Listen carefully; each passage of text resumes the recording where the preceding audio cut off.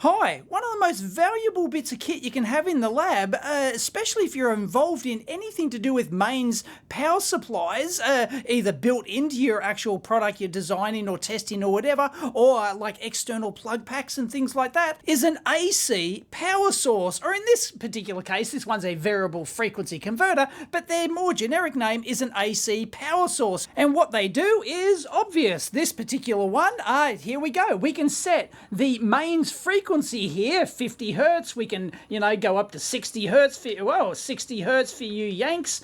We can go to 100 hertz, even 400 hertz, which is used in like military and aircraft and other stuff, I think. And you can just dial in your mains voltage. So great for testing like the upper and lower limits of your mains power supply. This particular one can do 500 VA, 500 watts output. It's just got banana jacks on the output. It's a basic AC power source. But I thought we'd take a look at a real AC power source. Hang on a sec. It's not this. So let's get rid of this thing and let me get you a real one. Oh, hang on.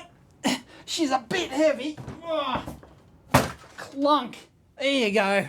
That is a real AC power source. The GW Instek APS-7050 series. This is the 750 or the 500 watt, 500 VA version. There's also a 7100, which is a less common, which is a 1000 watt version. But this is the most common one, and this is one of the more leading programmable AC power sources, as they call it here. And with this one, you don't just set the mains output voltage and frequency. You can simulate brownouts, dips, surges, all sorts of things to do with the mains, so that you can stress test your mains powered product or your AC plug pack that comes with your product or whatever it is. So yeah, this is a fantastic bit of kit. Weighs about like 25 kilos or something like that. Scored this one on eBay. You can get quite a few of these on eBay, but shipping, but anyway, these are a fantastic bit of kit. Highly recommended if you're doing any sort of AC development. And this one here has a universal output plug, so that supports the Aussie adapter and all the others. We've got a USB socket, and we've got a 4-inch, 4-point-something inch LCD, that's what she said, and a keypad, and well, it's got all sorts of programmable functionality. It's a very cool bit of kit. On the back here, we've got two big-ass fans. We've got an IEC mains input made in Taiwan, none of that made in China rubbish. And it's got a sync input, signal output, and also trigger in and out as well. And this one has an RS-232 interface. I think you can get like GPIB as well. And it's got a LAN interface. Haven't looked at in any of the remote options for this at all. And it's also got a parallel mains output on the back as well. Handy if you're wiring this thing into a test rack. So you know what we say here on the EEVblog, don't turn it on, take it apart. In glorious 4K resolution. Whoa, we're going to have to void the warranty. Here we go, not that there is a warranty, this is a second-hand jobby. And yeah, because this thing weighs like 25-30 kilos or something, postage is usually not cheap. But I kid you not, I got postage on this thing. It came from a Chinese eBay dealer. I got postage for $30. 30 US dollars delivered to Australia. That is insane. They must be taking a loss on that. Anyway, I paid 1,200 Yankee bucks for this, so you can pay a fair bit more than that used. So of course you can buy this brand new, of course, but if you have to ask the price on that, you probably can't afford it. So I'd recommend trying to pick up a second-hand jobby. In all likelihood, it's going to work just a treat. Mine's not that old. This looks like a manufacture date of 2019, but if that doesn't say manufacture, then let me know. I could get a translation. Shoe phones have translation apps now, don't they? Let's try that. Manufacturing year date. Yep, 2019. Bobby Dazzler.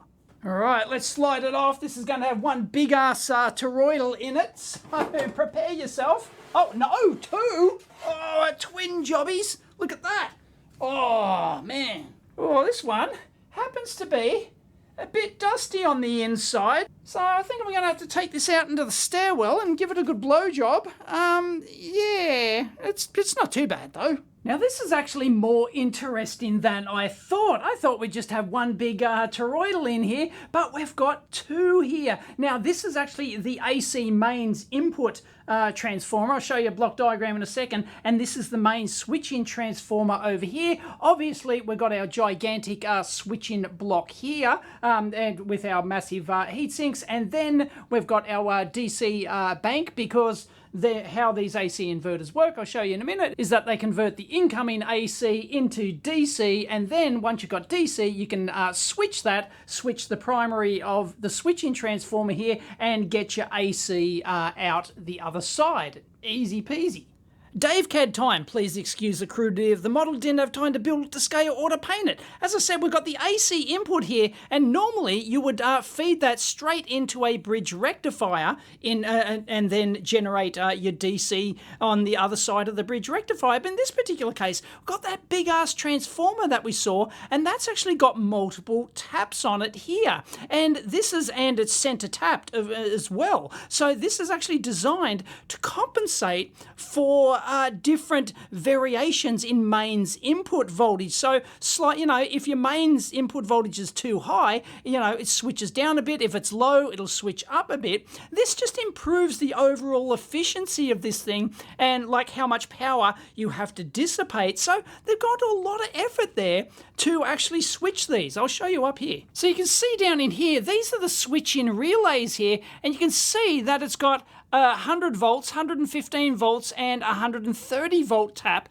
and it's got that same on the on the other side, because this is a center tapped transformer. So they've got to do it on two sides there. So they're actually just eking out the extra efficiency here inside this thing. So they've gone to a lot of effort there, including that monster mains input transformer here, and they've got all those taps coming in here, and then so this is the primary side, and this is the secondary side out here, and you can see then that's then going down, once again, center tapped output going down into our bridge rectifier. It's hard to see, but there's actually a bridge rectifier on this huge heatsink there. So that's what the heatsink's for. So center tapped into the transformer generates the positive and negative rails using these two banks of caps. So the three of these would be in parallel, three in parallel here, and the center tap to generate. And they will generate our positive and negative rails here with the center tap. So once you've got your DC here, then you can use more than two MOSFETs.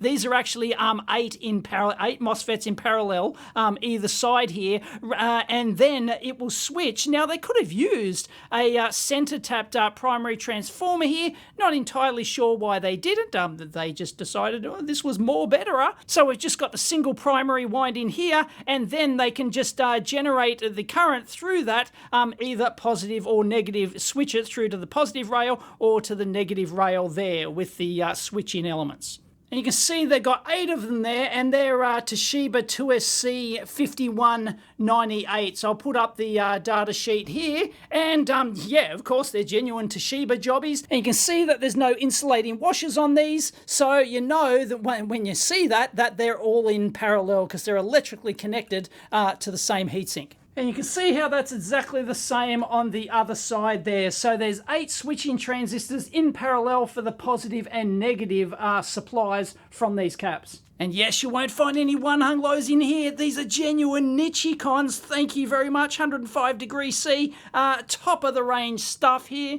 And these are 63 volt rated. So each rail is going to be, 50 volts or something like that. And of course, when you're putting MOSFETs in parallel, you want a ballast resistor just to even out the current between the transistors. You don't want to rely on the internal resistance of the transistors to try and share power between them. That's a no-no. So yeah, 0.3 ohm 5 watt ballast resistors on every one of them. So we got our dual heat sinks here, and I really like this. This is probably the best implementation of a temperature, like an over temperature sensor that I've seen. They've got it screwed into the heatsink here, and there's a temperature sensor. You can't really see it, but it's actually tied in just under there, these two terminals here, and it's bolted into the side of the heatsink there, and this can just measure the temperature of each heatsink here. And that's just, I just love the way they've implemented that board on top there. It's beautiful. And then they use those to drive the fans directly as well.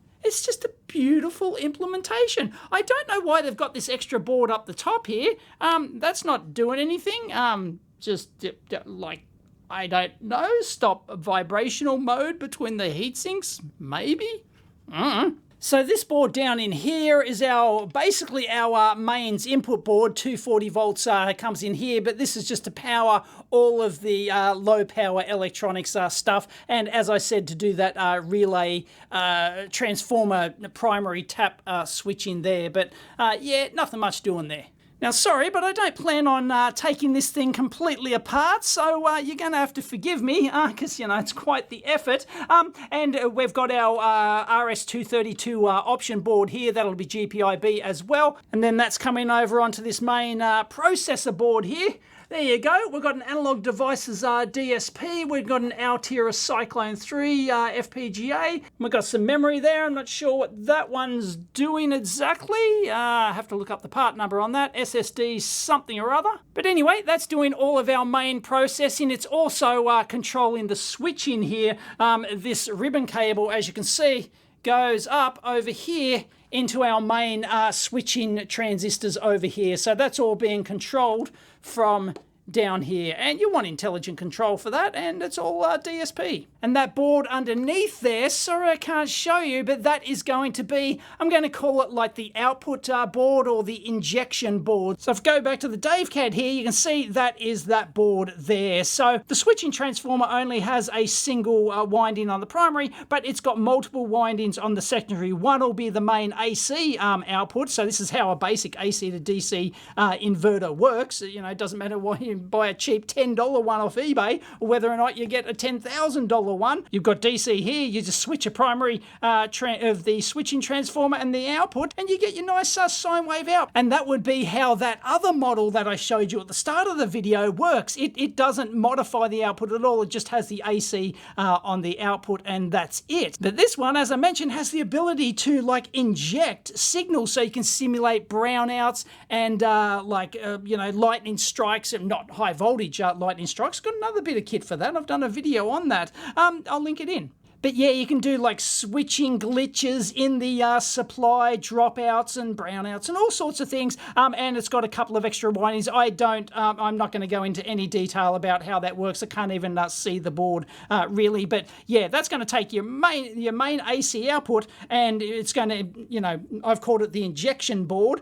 So it allows you to like inject signals or modify that AC signal somehow. They're not going to be doing that on the primary side over here. It's going to be the output side, and there's another like transformer on the board in here, so they're like injecting that in line with the signal. And that could be like the injection transformer there that they're using to inject the signals onto the AC. Anyway, as I said, not going to go into any detail there, but we've got a relay there and some other stuff. Ooh, a big air core a choke there, and yeah, that's about it. And that just goes basically directly to the AC output here. One interesting thing to note though, this is actually 4-terminal output. They've got drive and they've got, I don't know whether it's 2 drive signals out or where like it's a sense line coming back. Both the positive and negative going through a choke there actually have that. So yeah. So that's basically how this thing works, and it's really built very beautifully. All the cable management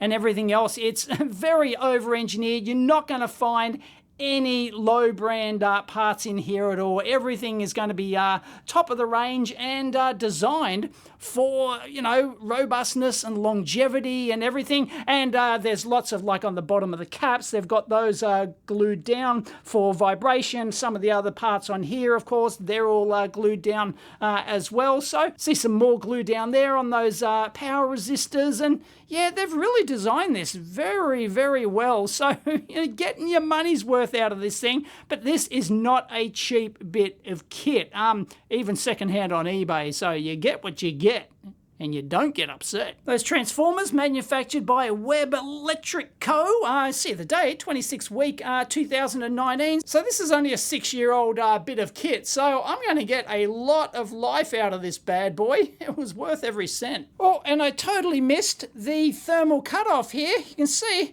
105 degrees C. Thermal cutout there, so that just operates manually. There's no software control. That's just a little thermostat cutout switch. But yeah, you can see the temperature sensor, little thermocouple on the bottom side there. That's the active fan cooling, and maybe software over temperature as well. So let's power this beast up, shall we? Clunk, and ta-da! Made to measure, GW Instek. Beautiful. Come on, you can do it. Clunk. All the relays go ka-clunk. Screen brightness is you got to actually view it straight on. My camera's slightly down at the moment. You can see we have selectable ranges here, selectable frequency, and it's telling us the voltage current decently to 10 microamps resolution, which is not too shabby at all for, you know, a bit of kit like, you know, for like a 500 VA, 500 watt bit of kit like this. Anyway, there's our input keypad. It's got a nice rotary encoder here to enter stuff. It's not the world's best user interface though, so yeah, but anyway, you get what you get and you don't get upset, because it's all about the capability. And there you go, we can get our system information, so we can do surge dip control, we can do ramp control, so we can ramp it up, the LAN interface, rear USB, serial port, GPIB, LCD configuration. Can we get a bit brighter? Yes, we can get brighter than that. Well, there you go, let's go to 90%. So I've already updated the firmware on this thing to the latest, so let's have a look what we've got. Version 3.09. It's a winner. So I haven't read the manual on how to use this thing yet. I haven't actually used it in anger. So dip surge control like this. So we can change manual, auto. Don't know what, how are you going to do your auto surge dip? I don't know. And then manual, and check this out. Let's say we wanted to dip it by 10 volts, for example. There you go. And at what timing mark do you want that to happen? So this is really quite flexible. Maybe, you know, you can do this a bit easier in the software, perhaps with the remote interface. But yeah, it's cool that you can do this sort of stuff on screen. So you can just set your time for milliseconds, and we should be able to see these sorts of dips on the output. Let's actually try it. So this is after the trigger point here. Now the trigger point could actually be manual on the front panel, or it could actually be from that external trigger on the back as well. So you could like synchronize it to stuff. So it looks like trigger point 100 milliseconds. So I'm not sure if we can change that. Is that like fixed 100 milliseconds after the trigger point, and then we can adjust T1 and T2. So I'm not sure if there's complete flexibility there or not, but the fact that you can do this sort of stuff, very cool. And then we've got our ramp control here. So we search for time, so we can ramp up time or voltage. Let's ramp up voltage here, and we can, look, we can set the steps there. Isn't that groovy? And we can get some power meter functionality here as well by hitting the display button like that. There you go. We can get our power factor and our crest factor. Isn't that groovy? So it looks like that's all we've got there by the looks of it. But it looks like you can change the measurement items. So like that volt, so you could actually put the power measurement on there if you wanted to. And if we go into ARB mode, we can actually do complete arbitrary waveforms. So we can go enter, sine, triangle, staircase. We can do clipping. We can do crest factor, so you can actually set a specific crest factor there. And we can do like surge on actually, I'm not sure how far above, say if you want 240 volt mains output. I haven't looked at the specs or the capabilities about how much you can surge over that. As I said, it's not really, this is not the instrument designed to do, like lightning surges and stuff like that. So, but we can do complete arbitrary waveforms. Presumably you can download that via the software or USB stick or something. So the amazing thing about this is it's actually a precision programmable AC power source. I mean, we're talking 10 millivolt resolution and 10 microamp resolution here, which is it's just crazy. Can we actually set that sort of voltage? Let's actually go 0.01. Yes, we can. Okay, and let's do the output. We're not reading our 1 millivolt on the output there. So let's just go 1 volt. Yeah, there we go. Okay, so we can actually lower that. Yeah, does that work in real time? It seems to settle down. I'd expect some, I'd expect some settling time. No? Yes. No, it looks like, yeah, we're reaching the lower limit, 0.5 volts is like, oh, no, it's almost doing it. It's great. And I've got this going through the HVP70 high voltage probe here, just the mains on the output. I haven't got it actually connected to any load, but we're at 500 millivolts per division, and check it out, we are getting a spike on there. So if I trigger off there, we can see that we're getting, there's something happening there. Oh, could that be because I've got one of the surge settings on or something? I'm not actually sure, but it's doing the 500 millivolts. We're actually getting about 787. Well, yeah, bloody touchscreens. So yeah, we're getting 787 there. So, the screen's actually jumping around. Let me actually check to see that I haven't got some other mode set that's doing that glitch there. Seems very infrequent, but it does seem very deliberate. But we're talking like 0.5 volt RMS output. This is incredible. But I'm now increasing this in 10 millivolt resolution. I'm not sure if you're seeing that going up. Yeah, I think you can see it going up. It's getting slightly bigger. That's just crazy. Now it's like 12.73. And what do we read? 12.68. Pretty close. Okay, this is interesting. I set it to 110 volts RMS with 60 hertz. So for you Yanks, and we can see once again, we've got very significant artifacts in there. That's almost deliberate. So this could be a PEBCAC. I might have something enabled here that it just seems way too deliberate to be like a thing. And yes, for some reason, that was the surge dip control. It was back on. It was switched back on. So yeah, I'm not sure what the deal is there. Anyway, this is interesting. Let me switch it off, and you can see it actually. This must be the ramp control because it's slowly ramping down like this. So, and then let me switch. Okay, so it's reading 0 on the display. And if I press the output, again, this is 110 volts, and this is slowly going up. It doesn't get there instantly. So this must be part of the ramp control, I'd be guessing. Yeah, anyway, look at the output. I mean, it's clean as a whistle. And if we turn on the ARB mode, okay, I've got sine wave at the moment, but I can modify that. Let's go triangle. That changes instantly. Let's do staircase, which is what you'd get on a poor DC to, well, it just switched the output off.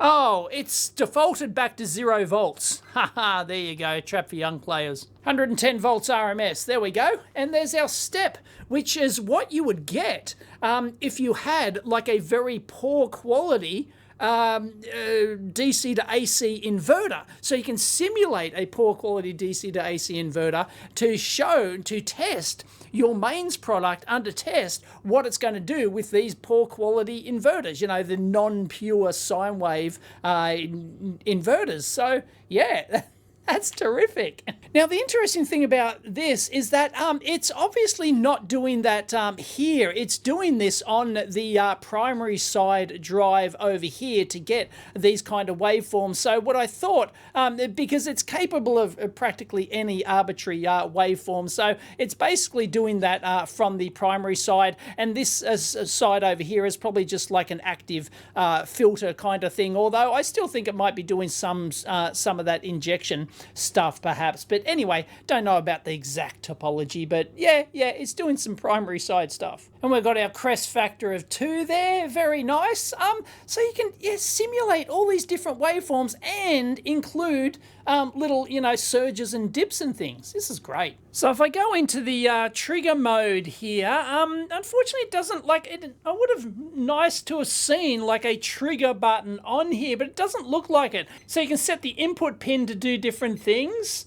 But yeah, I'm not seeing like a manual trigger button, so that's disappointing. And no, it's not this test button, because if you go up here and you go to test is actually like an automated test, like sequence mode or something like that. So that's a different thing. All right, so what I'm doing now is powering this Keysight scope here from the output, and we're going to change the range to 310 volts, and we're going to set 240 volts AC, 50 hertz, none of that Yankee rubbish here, and I've set it to a 5-point staircase waveform, as we'll see. And well, let's turn the output on, and there's the waveform there, pretty crappy waveform.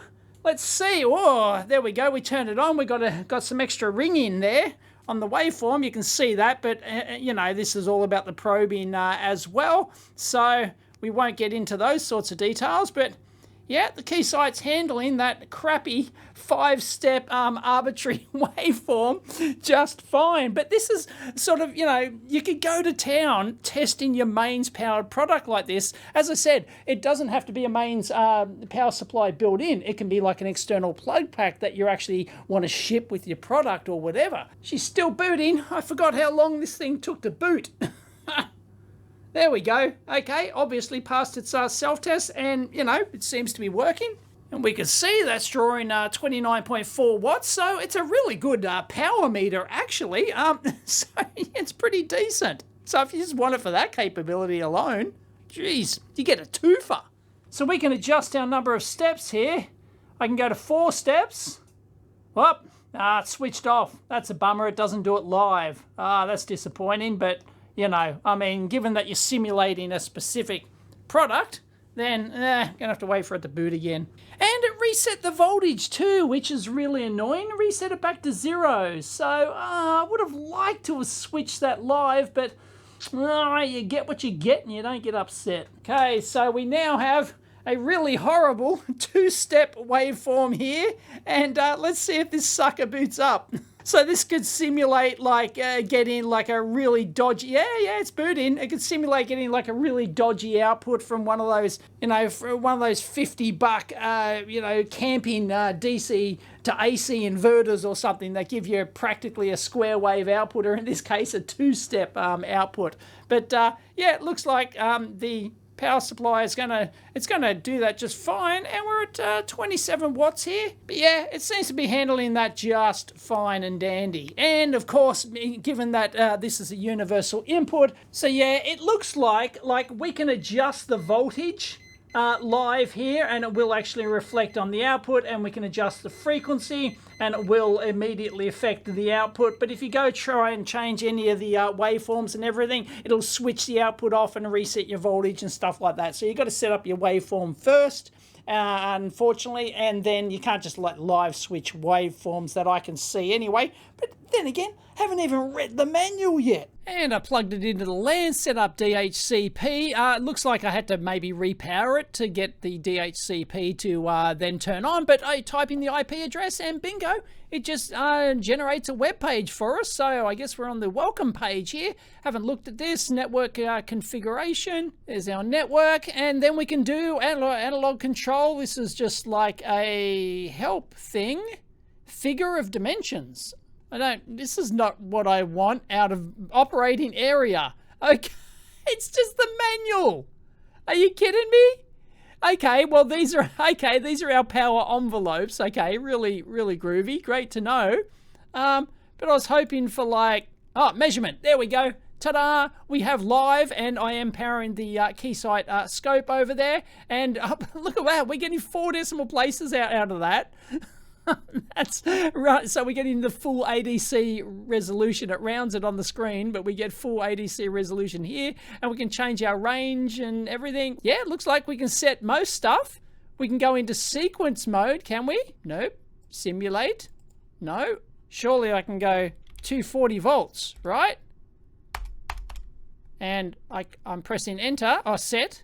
There we go, 240. And yeah, that's live changed over there on the unit. Output on, output off. There you go. So we can remote switch it. That's all right. You've got some basic functionality. Would have been really cool to get some like waveform data out of the thing, but you can't expect that sort of stuff. So if I turn it off, and then we can go into sequence. Okay, we go into sequence mode now. Yep, okay, won't try and figure all that out, and then we can go into simulate mode. Okay, so you've got to stop it before you can change modes like that. That's sensible. You don't want to be goofing it up when the output's on.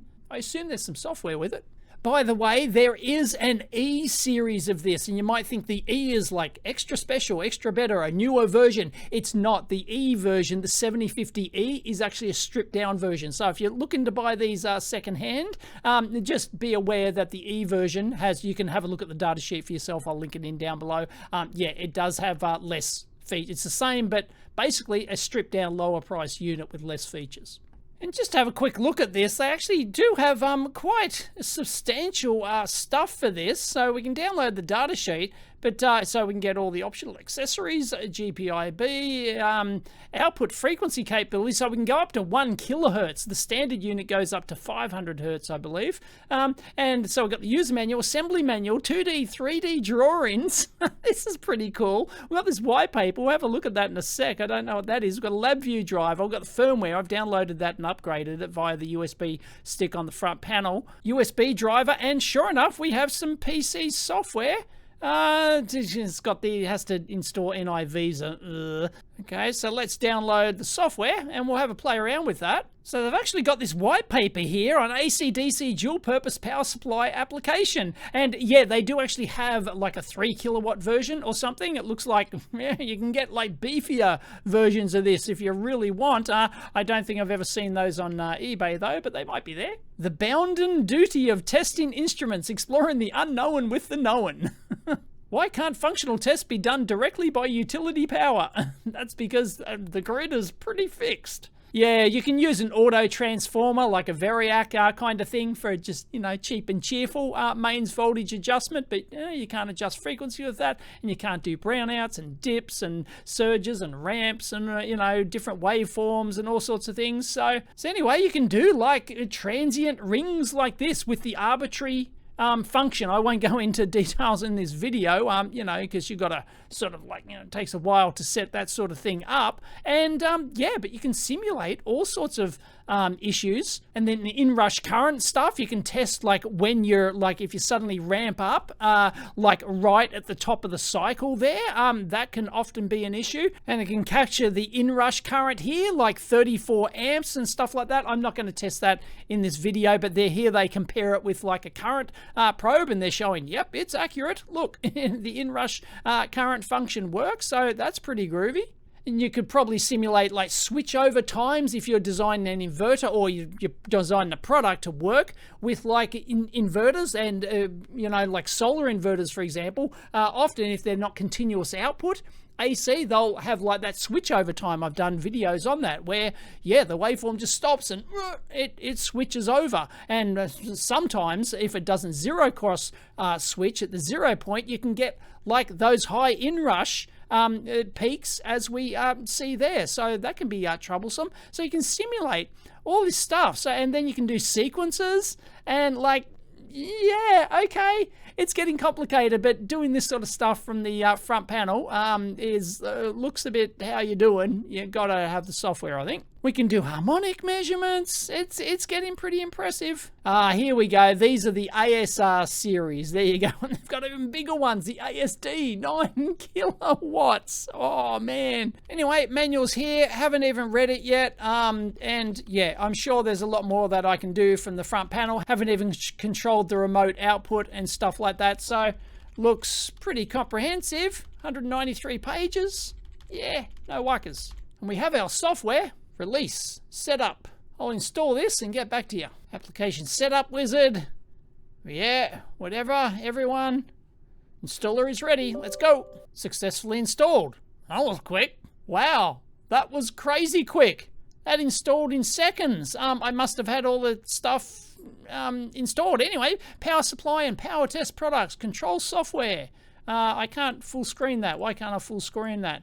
Anyway, yeah, this looks pretty cool. Yeah, this is where you do all your sequencing. Let's see if it can find device on the network. It's fairly recent software, 2024. No, that's the wrong IP address. Yeah, that's the wrong address. It should be 136.